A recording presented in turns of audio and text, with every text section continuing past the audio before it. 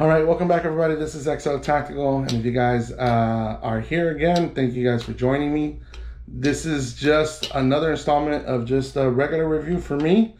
This is not going to be talking about specs and all this other stuff. This is going to tell you what I think about the firearm, what's been beneficial for me, why it fits my needs. Is it a winner or a loser for me? I'll jump right into it. Make sure you guys stay interactive on it. If you guys have a question or anything like that that I may not have covered on here, first off, go click up there and it'll take you to a more in-depth unboxing and review of the firearm. But if not, get that in the comment section and I'll make sure to answer any questions you guys have. But let's jump right into it. So today we're talking about the Springfield Hellcat, the OSP, right? First, we're gonna let you know that it is clear. YouTube let you know we are empty. Nothing in the mag well, and there's no ammo nearby. But yeah, this is the Springfield Hellcat OSP. This is all blacked out. Only things that I'm going to be talking about here is we do have some handle-it grips. You guys can find out about more of that. There's another video that'll take you to that. But you know, again, how did I come about the Hellcat? Right, Hellcat came out several years ago when Springfield first released the P365, the regular one, right? I think they kind of came out around the same time. I think actually Springfield jumped ahead a couple of weeks beforehand and held on to big claims. They said it is the world's first gun with the most capacity that it can hold. And it kind of were winners on that, and they disrupted a lot. When you first get this, you have the option to get it out of the box with an 11 round mag or a 13 round mag, right? So right out of the box, you're 11 plus 1 or 13 plus 1. So yeah, they beat out P365 on that, which was a big thing. That meant a lot for everyone. Why did I go with it? I actually held off on this for a while. I actually held off on it for 2 years. I let it go pass by. I don't know why. I just think there was other firearms that caught my attention first. But I felt like I had left this unjustly ignored, and I wanted to oh my God! I wanted to make retribution on that, so I went back and I got this. Boy, am I glad that I did, right? My first carry gun that I ever had was a Springfield XDS, which is a single stack mag that held 7+1, I think, 9 mil, same way, small gun, pretty close to this, but you know, again, capacity wise was only 6+1. So, you know, 365 was my go-to. I can conceal it, I can carry it. I felt real comfortable with it every day. The one downside that it didn't have was, hey guys, sorry to interrupt this video, but if you guys are enjoying this content, make sure you're hitting the like button and sharing it with folks. And if you haven't subscribed, please consider it. It helps us out tremendously. And the more likes, the more comments you put down there, get down in the comments, tell me anything about it, ask me questions, whatever, I'll respond back to you. And it helps these videos go further up in the algorithm for YouTube to catch it and reach more people. But I'll let you get back to the video. Optic, and I was intrigued by it. I didn't have too much experience with optics. I did start off with a budget optic on a Glock 19. Then I got one when I got the P365 XL, and I was hooked. I was really, really hooked. A couple other firearms were added since then that have the actual optic, but I really wanted to go back to this one and make justice for it. So I did. Why am I happy with it? It has a lot of the same features and benefits that the P365 has, with a little bit more. Forward serrations are great, good sights. They are not night sights, but the sights are very, very unique. It has a U-notch in the back, right? And then it has a white dot in the front, which are very easy to pick up. The grip in itself, not different than the P365. The technology supposedly is a little bit different, which is a little bit stickier. I can't really tell anyways, but I like using these grips anyways.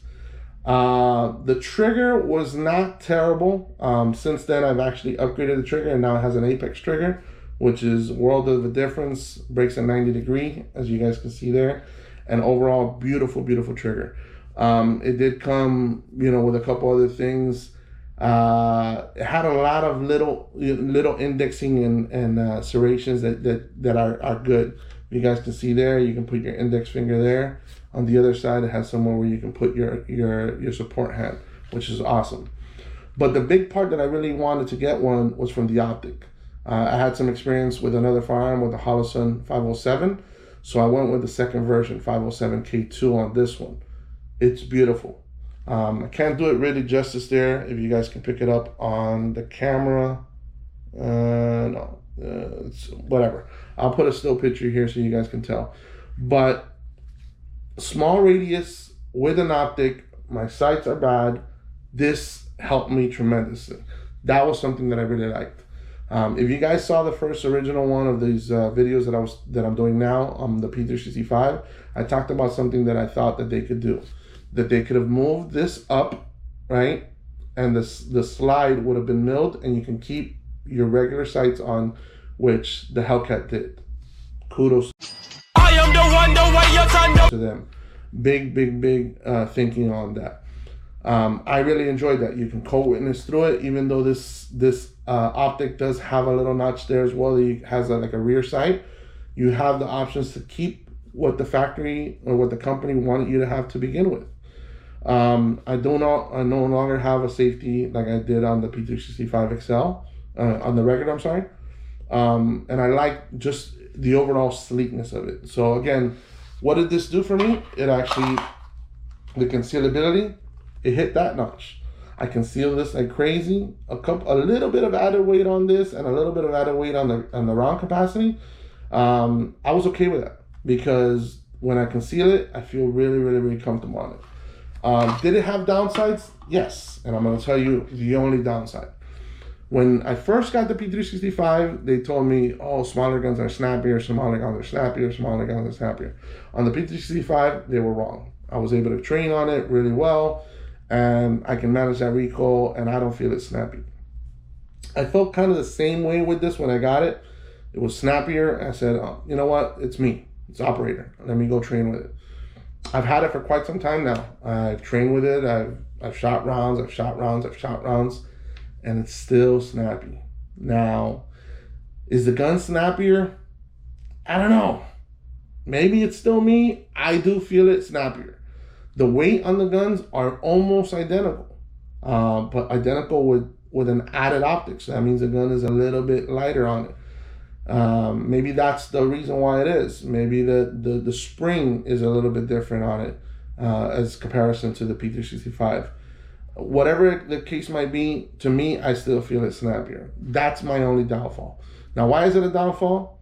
Accuracy on it tends to be not as great for what I'm used to on the other guns. On the P365, I'm really accurate with it. XL, really accurate with it. Glock 43X, I don't even compare any guns to that one because it's just not fair.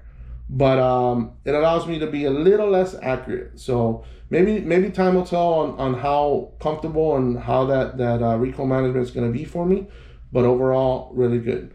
Now, who does this fit for? I mean, if you're looking for a micro gun or a subcompact gun, this is a gun for you. If you want to be in the optic world, this is the gun for you. There's several optics that fit this now. It follows the RMSC footprint, the shield footprint. What are other benefits? It does have the rail that I complained on the P365.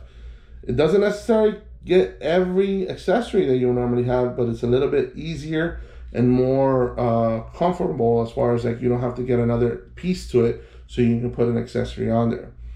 The trigger that it came with wasn't bad, wasn't terrible. I don't think I would pick one over the other between the P365 and this one, but I did, it didn't satisfy what I was looking for, so I changed it up. So aftermarket, it's a plus. Not huge like P365.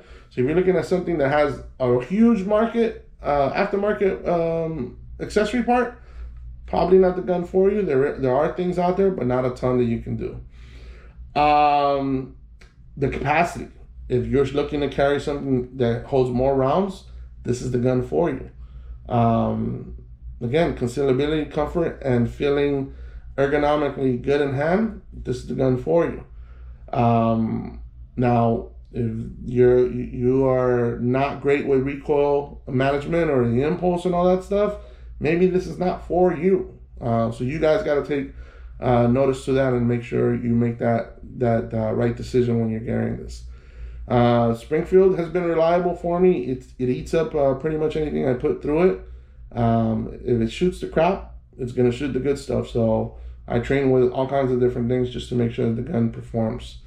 Hopefully you guys found this video informational for you. If you do, share with other folks and let me know in the comment section. Do you have this gun? Does it fit your need? Is it something that's scratched every itch that you have? Or did you find some other things that maybe I haven't talked about, or something that I might have missed?